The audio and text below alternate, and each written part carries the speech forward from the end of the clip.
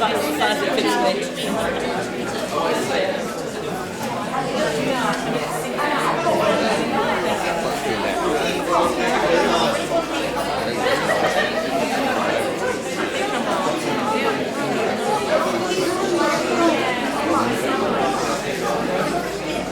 Welcome everybody, welcome to the Friern Barnet Liberated Library. Thank you everyone.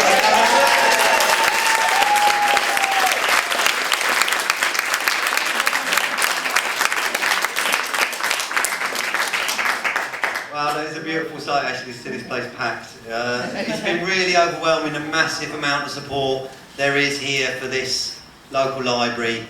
Libraries are beacons of knowledge and learning for so many people, and we really need to save this place. So what's to say? Well, we've got a real treat tonight. We've got Will himself here, come to share with you. I think I'm just going to say stuff for a couple of minutes and then pass on to Joanna, who's going to say a little bit about the Save Friern Barnet Library campaign. We're working really hard over the last year and a half, save this place. My name's Phoenix. I've been involved with kind of recycling, sharing, liberating, it's also known as squatting, empty buildings for about 20 years to set up community centres. There's nearly 1 million empty buildings out there in the UK. This was partly opened up because the government brought in a new law criminalising the homeless who shelter in empty buildings. There's a lot of lies been about people can squat people's homes. You can't do that, you can only squat an empty building. But this building was occupied by an ex-librarian who was looking for somewhere to live, and also he knew about the campaign and he really cared and he really wanted to see this place saved. And since we've been in here, we came in, it was completely empty shelves, not a stick of furniture in the whole place, and in the last 8 weeks it has been totally overwhelming. 8,000 books have been delivered and dropped in in 8 weeks. So thank you very much.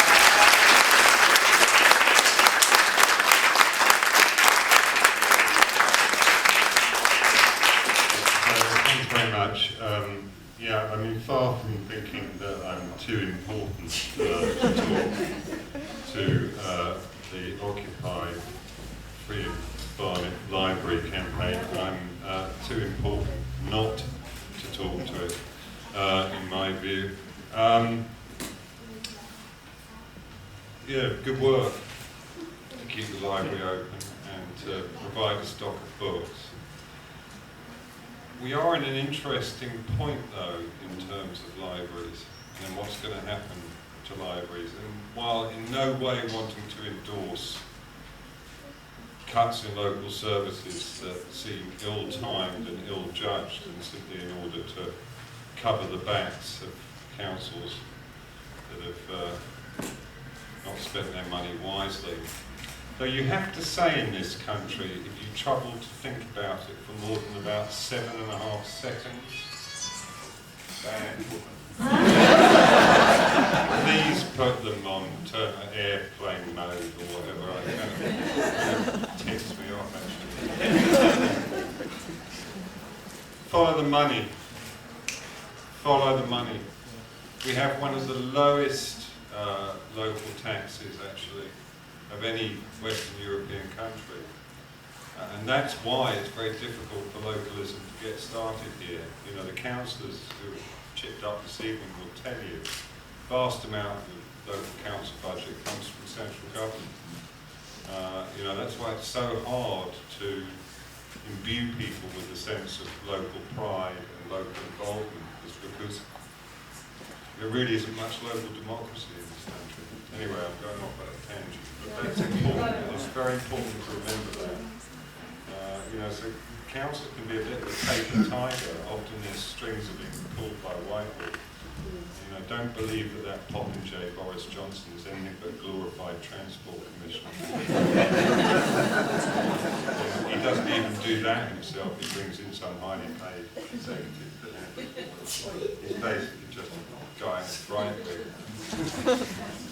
The Jimmy Savile de nos jours. Without casting any aspersions on his sexuality, which we all know is perfectly healthy. But on the libraries issue, last year I was involved in judging the design awards, and one of the designs that I really liked, and actually I managed to get an award, was for a free library built by some German architects. And the idea was basically what's being done here, which was that local people chipped up and donated library stock, and local people chipped up and borrowed it, and local people, you know, administered the scheme. Now, I'm not saying that we shouldn't have libraries. I'm not saying that there isn't a duty to the community to have libraries properly funded, but we live in interesting and tricky times as far as analogue print is concerned, and you know, things are undoubtedly going to change. And I just throw this up for consideration.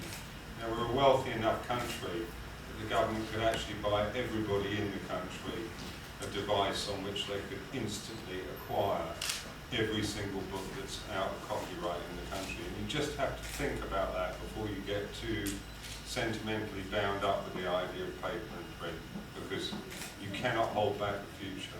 So it may be the shape of libraries to come in terms of analogue reading is this. This may be what's becoming. Now, I don't say that because I want the council not to run the library. I say it because I think I'm reasonably clear-sighted about what may happen. That's it. Going home now. It looks better as well. I mean, I don't, you know, there may be some librarians here, but are there any librarians here? Proper council librarians. Proper council librarian? Was. Probably won't be again. It could be a pretty miserable bunch of poor probably. Well, that's, yeah. We all do our best. Sadly, it's seldom good enough. As far as I'm concerned. I grew up in East Finchley, sort of down the road from here, and the woman who lived behind me when I was a kid was a psychiatrist here at what was then Friern Hospital. So, and we used to drive past here occasionally.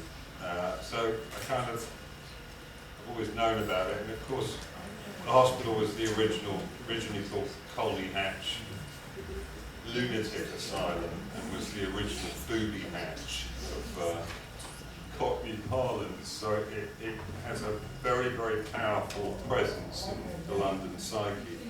It was particularly a hospital for poor people. It was people who got sent here who were on poor relief and then on national assistance. It ended up being a very Jewish hospital. It became the mental hospital of choice for Jewish patients because of the concentration of kosher food and rabbinical services. So I think I'm right in saying that by the 1970s, over a third, possibly a half of the inmates were Jewish. Well, I mean, I know more about the hospital than I care to say. Saving your presence if you live in it. I find something rather bizarre about it being luxury flats now. A very nice woman who's the daughter of the developer who took me around when I was researching the novel said, you know, you're not the sort of person that thinks buildings have a psychic aura, are you? Actually, I am. I think everything has a psychic aura. I think crumbs have a psychic aura. I think that carpet has a psychic aura. Frankly, I don't like it. There will be no book burnings here, but there will be a carpet burning later. So I find it a bit weird. I thought I'd read you a bit of the novel. That's what we writers do nowadays. We can't rely on book sales, obviously.